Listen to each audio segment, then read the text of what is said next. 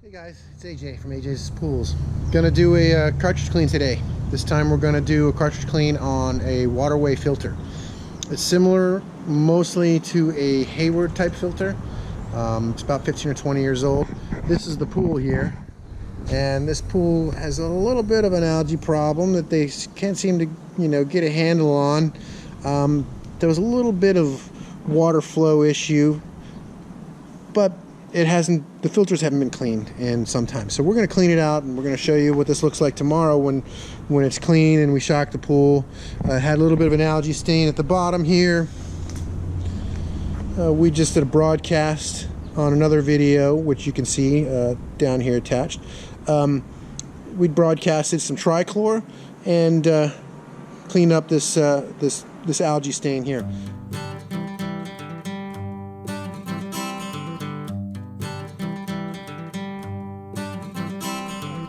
The tools that I'm going to use here today, I'm going to use I believe it's a 7/8 inch socket, but I'll probably use my my handy dandy impact wrench. We're going to use a pair of channel locks. We have some lubricant for the O-rings, a screwdriver to help pop off the band clamp, some gloves that I like to wear, and then I have tennis shoes. So the very next important thing we're going to do, because when this is a very wet job, boots. We're going to put boots on because this job is a wet job and you don't want to get water all over your nice tennis shoes. So we're going to do a cartridge clean on this Waterway crystal water cartridge filter. Here's your band clamp there. You got a 7/8 inch socket there, very similar to a Pentair system. You have your drain plug here. That drain plug is very similar to a Hayward system. You have your air relief and your bleed off out here. First thing we're going to do today is we're going to disconnect this band clamp, remove the top off of this thing. We're going to open up the drain plug there and allow all the water flush out. We'll take all 4 cartridges out. We'll pull those out. We'll pull the manifold off the top, and then we will hose the inside of this down out that drain plug, put the drain plug back. Then we will hose down the cartridges, put the cartridges back. Then we will clean off the outer ring and wipe it down with a rag. And then we will lubricate that O-ring, put the O-ring back, which is this one I remember being a little bit difficult to fight with. And then I'll show you a trick to getting this type of cartridge filter to suck down onto this existing one here. All right.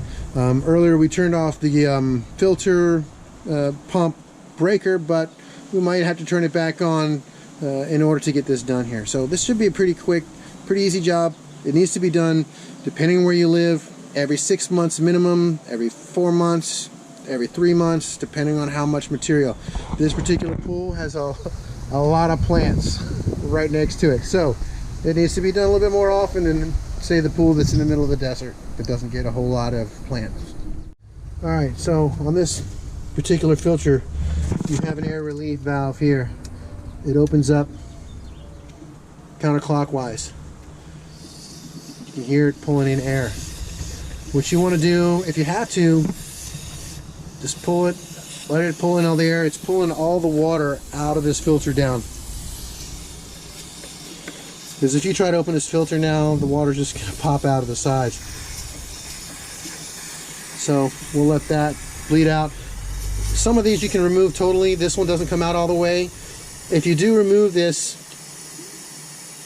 on the Hayward versions, you can, and some of the older Pentair ones, check the O-rings. There's usually 2 small O-rings on the piston on that. Okay, I want you to check that, and if they need to be replaced, you need to replace them. So it's usually a good idea not to actually pull it all the way out, because sometimes the O-rings are damaged, and then when you try to put them back in, then they don't go back in, and then this thing leaks. And so you need to buy a special O-ring kit, or go to ASSY or some hardware store and find a 16th inch thick O-ring that's some odd size, like 3/8 inch or something. So we're gonna let that bleed down for a minute. All right, first thing we're gonna do is gonna get this this ratchet. Clean this guy off here. Well, it seems pretty loose already. Now when you do this, make sure you know which way this comes off. All right, So you have a long bolt, and on this long bolt, the first thing that you have right here is a washer with a bigger hole on it. Then you have a spring, a tension spring, and then you have a washer with a smaller hole which goes over the bolt. You see that? So this is a nut with an extended neck. Thread this all the way off. See, that's the larger washer. And then you got your spring, and then you have your smaller washer. Don't lose any of these, and make sure you put them back in order this way. Smaller washer first, then you have your spring and your larger washer that goes on, and you can thread this little guy. Thread this little guy. This thread's on there, but of course you're going to put the spring on. Set this aside somewhere close by. Ouch. Set this somewhere. You will not lose this, somewhere that you won't knock it over, because you're going to need this, and you're going to need it within reach when you put this back together. It's be a tight place today, so it's going to be pretty hard for me to maneuver a little bit. Alright, so once you have the band clamp bolt off, use a pair, just use a screwdriver, and you can just kind of stick it behind here and twist it just to pop it off. And then you have 3 sections in this band clamp. We just took the 2 off. You should just be able to push the back one out, and then it comes off. Set that somewhere close by. Alright? Okay, so we've let the air relief let the air back into the tank, and the water just from gravity pulled down. We're going to use that process later when we're installing this lid. But for the time being, we're just going to pull the lid off very carefully, expose the cartridges, the inside of this, and then I'm going to set this aside somewhere.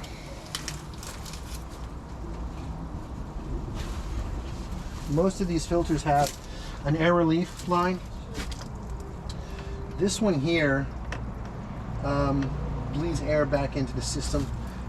There's 2 ways. Usually it's going to have a sock or something on it. I don't know where this one is, if it has it with this model or not. I'll have to look at my paperwork and see if it does or not, and if it's something that needs to be added. It's not 100% necessary with this particular pool system because it doesn't have an in-floor system. Alrighty, so here's the cartridges. Here's what we're going to do. This top piece is a manifold. It just slides right up. You know, pull a little bit out of each one, pull up from the center, and then this here, we're going to hose this off too, and pull this aside somewhere and pull this off. And then these cartridges here, they just basically come straight out. And so we're going to pull these out, and we're going to move them to the part of the yard where we can spray these down, and I'll show you how to do that, and we'll do that real quick, videotape it, and put these things back.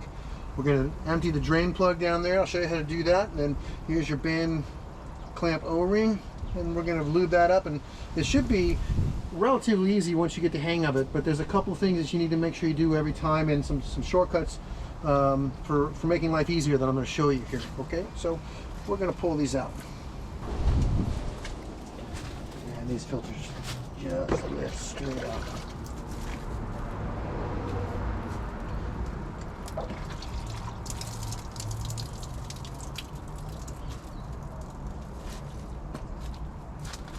This particular pool has a dog, and it has dog hair. I don't know if the dog likes to swim much. It is a lab, so she might. One thing about a swimming pool is that one dog is equivalent to like 20 people swimming in your pool. So just be aware of that. It's okay, but you'll have to be aware of that when you're doing your filter cleans and you're doing your chlorine maintenance, because you're going to need to use more chlorine and more chemicals to balance the pool.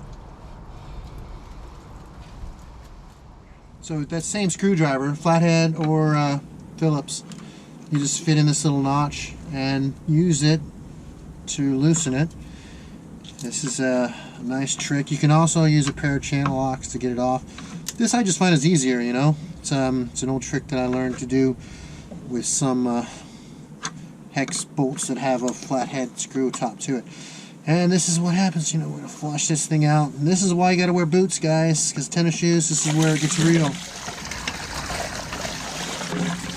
And most of your pool most of your pool filters are going to be lower than anywhere else. So this is why you have to turn your power off. And this is why you got to wear boots, because you're going to have a real mess on your hands and your wet feet.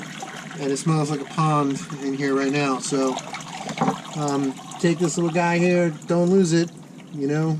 It's got an O-ring on it. Make sure the O-ring is in good condition. We're going to lube it up. I'm going to put it here on top of the filter pump for now. And let's look at the inside of this filter here so you see what you're dealing with. Yeah, good thing I'm wearing boots. Anyway, so this is the inside of the filter here. You got a lot of plant material, and some of it's actually even sprouting. It's springtime here in Arizona.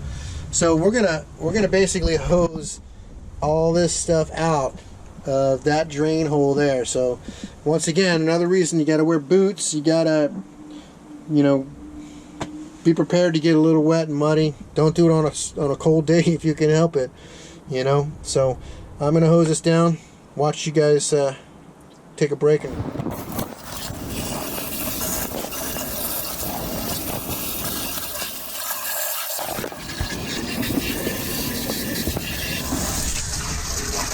And then also I'm gonna hose off the O-ring band around it.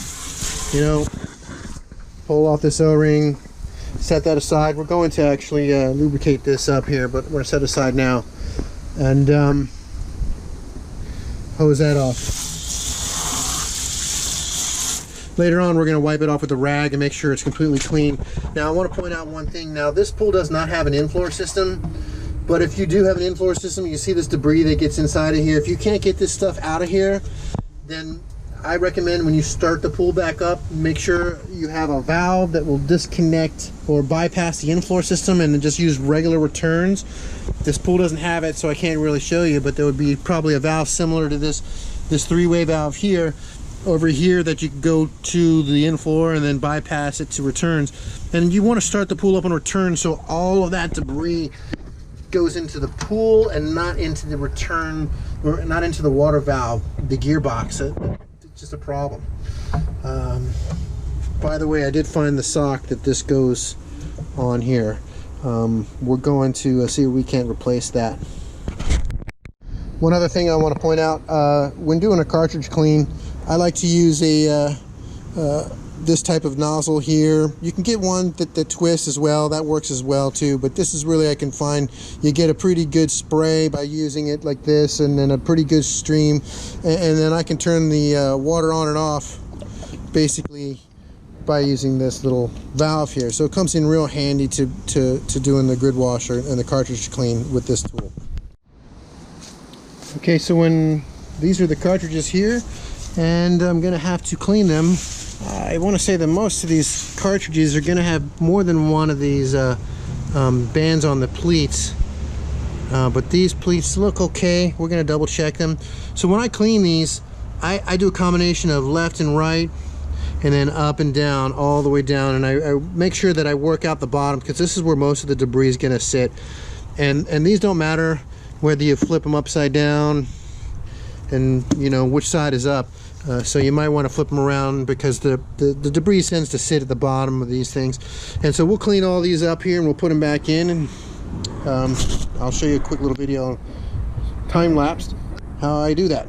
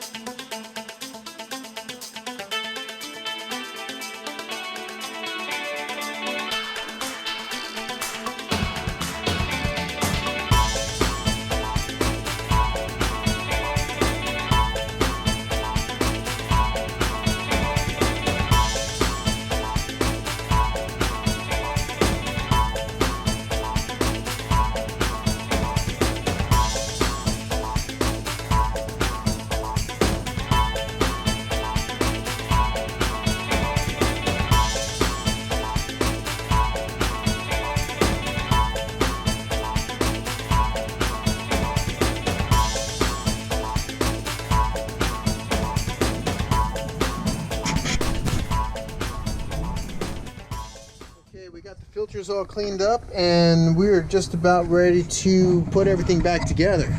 So I'm going to show you how to do that. Okay, we're going to put this thing back together now. So we're going to need a flathead screwdriver to put that drain plug back in. Alrighty. And I found the sock that goes on top of this here too. But meanwhile, here's a couple things we're going to do. We're going to take the drain plug, wipe it down. We already rinsed it off. I'm going to put some magic lube or lube tube, something like that, which is a regular lubricant. It's a PTFE. I'm going to see if I can put this in the description or next to the video here if you want to buy it. This is the one that I like to use. The reason is it's good like magic lube. The difference is this has a screw off cap, so when it's rustling around in your stuff, it doesn't leak out and break all over the place. Some of the other ones have a cap that like snaps open and close, and then that snap breaks off, and then this gets everywhere. And this stuff is so greasy and gross. It actually does not clean off very good with soap or water. You can only just wipe it off with a rag. So we're going to lube this up. The O-ring is pretty good. It's not leaving a residue on my finger, which means that the O-ring is still in good shape. It's dry rotted, it'll leave a rubbery black residue. So we're going to put this thing on, thread this in here by hand, okay? Make sure you don't cross thread it. If it doesn't go, then reverse thread it and then try it all the way until we get to the point. There we go. It starts to get tight. Then you use your screwdriver. Where did I put the screwdriver? In the back pocket. And then you use the screwdriver to tighten this baby up the rest of the way.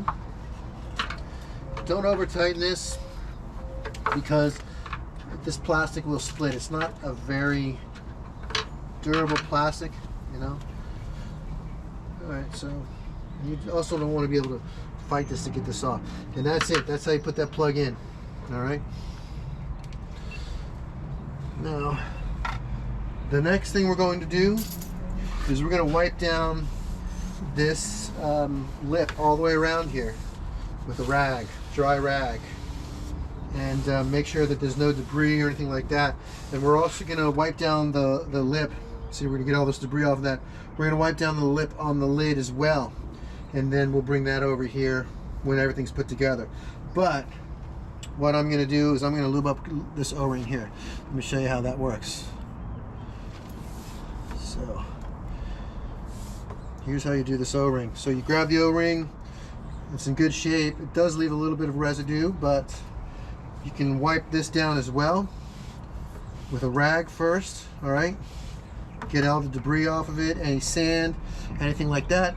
I'm going to take about a 1 inch of magic lube tube.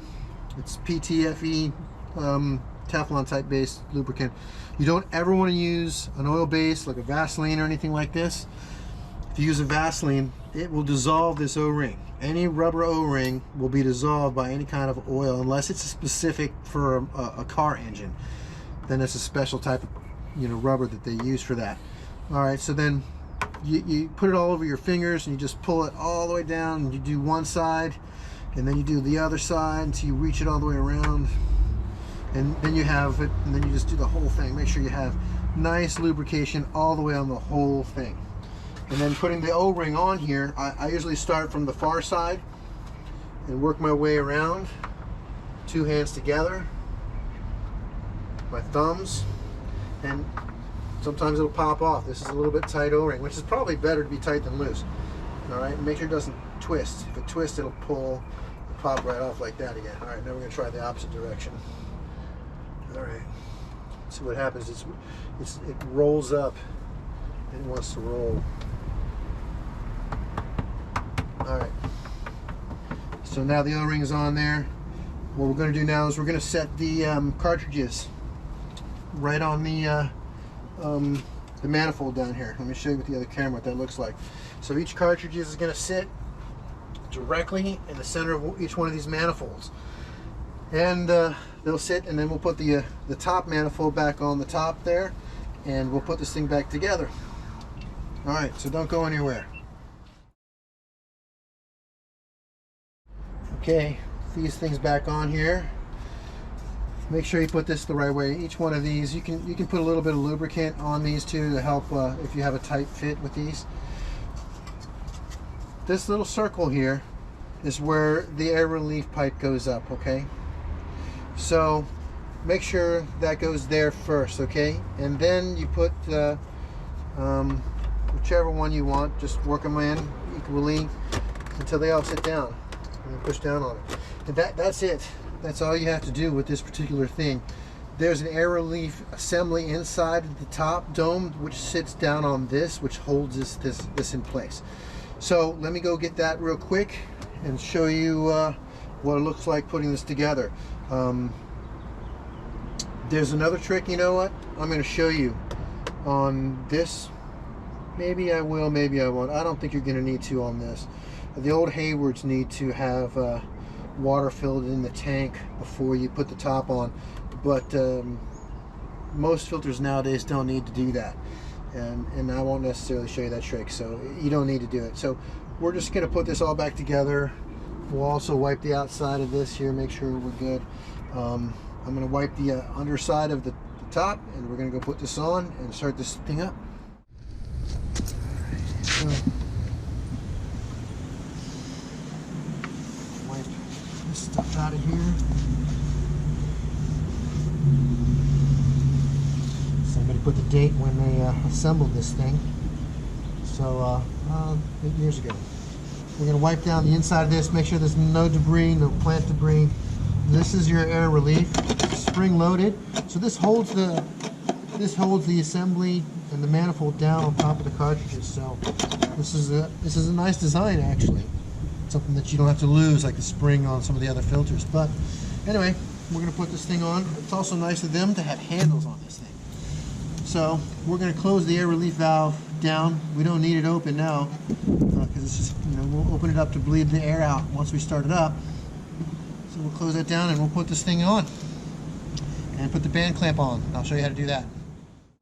Okay, so I have the tank lid, the top of the tank.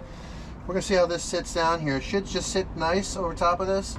Make sure we line this up. There we go. So we got to set that little spring in there just fine. And it looks like it, it sits in here pretty good. Now, at this point, you should be able to just put the band clamp on it, and that's that. It shouldn't be a problem.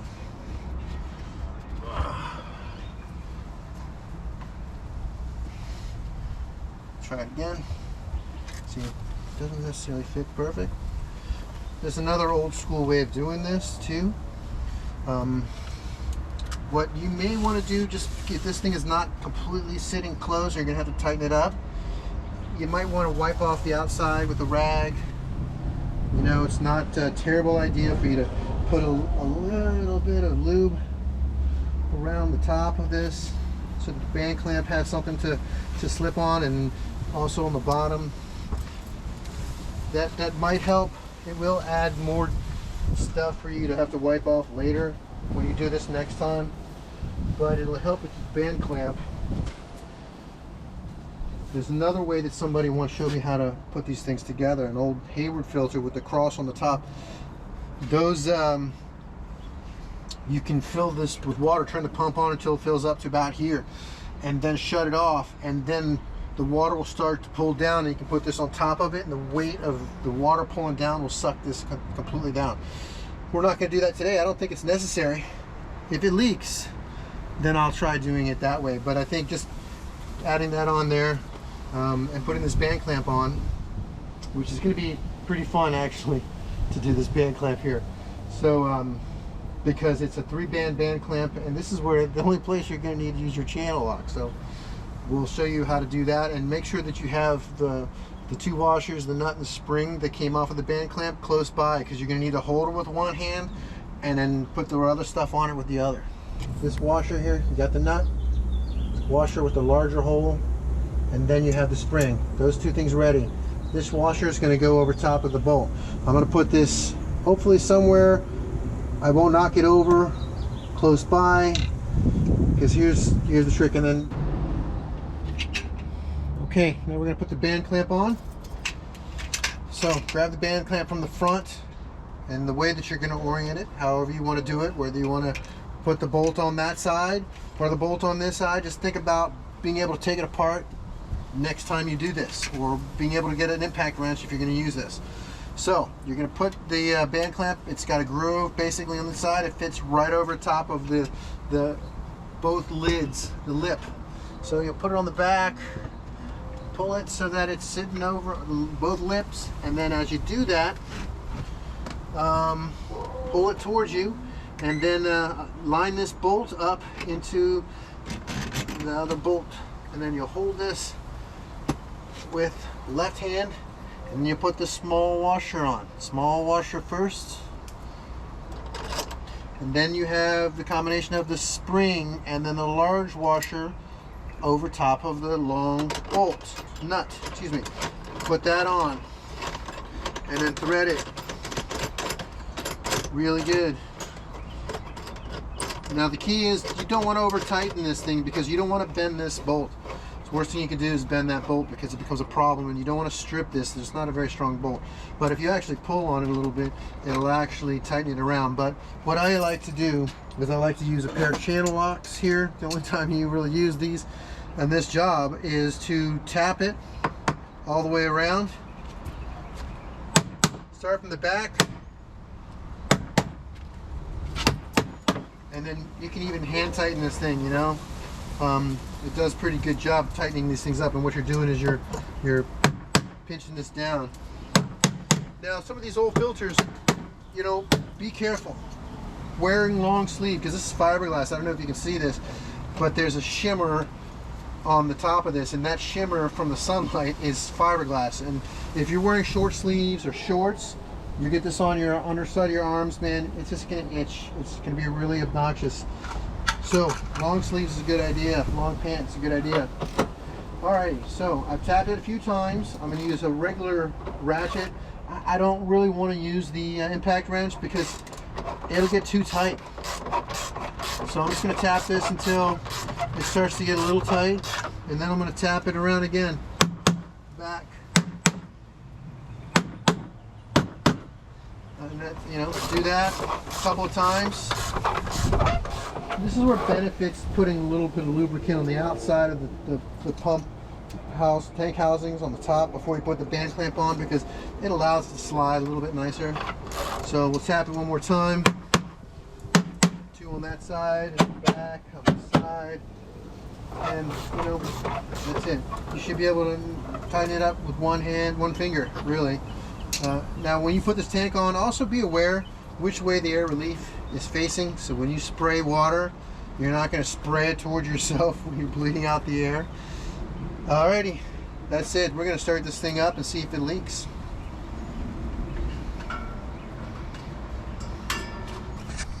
We're going to make sure that we have water in the pump basket. There is water. There's also debris. We're going to just empty the pump basket, tap it lightly, you know, just get the majority of the leaves in it, sticks. Pull this stuff out. Put this in always hole facing the front, okay? It's also a good idea to lubricate this O-ring anytime you open it up.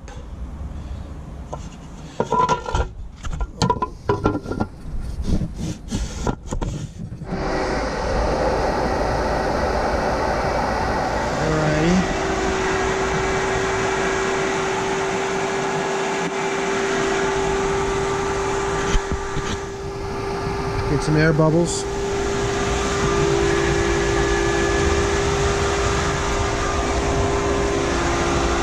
Now I'm always at a loss here whether I check for leaks first, or do you look for leaks first, or do you bleed the air out of it, and then sometimes water escapes and you think you might have a leak. The important ones to check is right here. Make sure that that drain plug's not leaking. Make sure you don't have any drips coming around the side of this. And that's pretty much that. We'll bleed the air out here.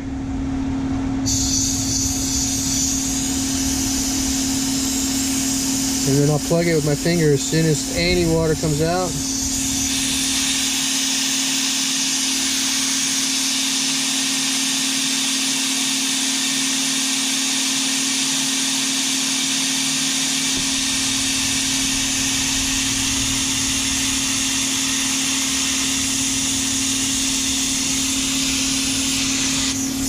I mean, one thing you can do to make sure that you're not chasing leaks or water dripping is if you have your rag, put your rag on the end of that,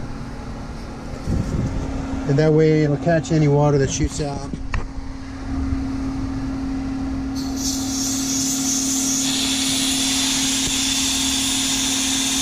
So we're bleeding this out.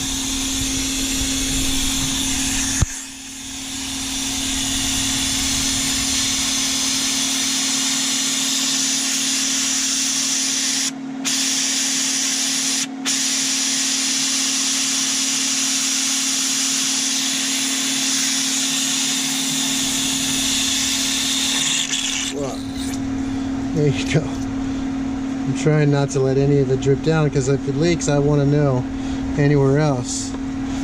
But that wasn't very much water, you know, no drips. There might be a drip or two coming out of the back right now because we just bled the water off, the air out of it. So, all right, that looks good. Look at the pressure now. The pressure's quite low from where the start was here. We can adjust this and put the start pressure right there. That's your run pressure. Alright, we're going to go look at the pool now, and we're going to see what the pool vac is doing, and we're going to adjust the pool vac accordingly too, so that we can get that pool vac running, and this pool will look like $1 million tomorrow. Someone wants to live that kind of life.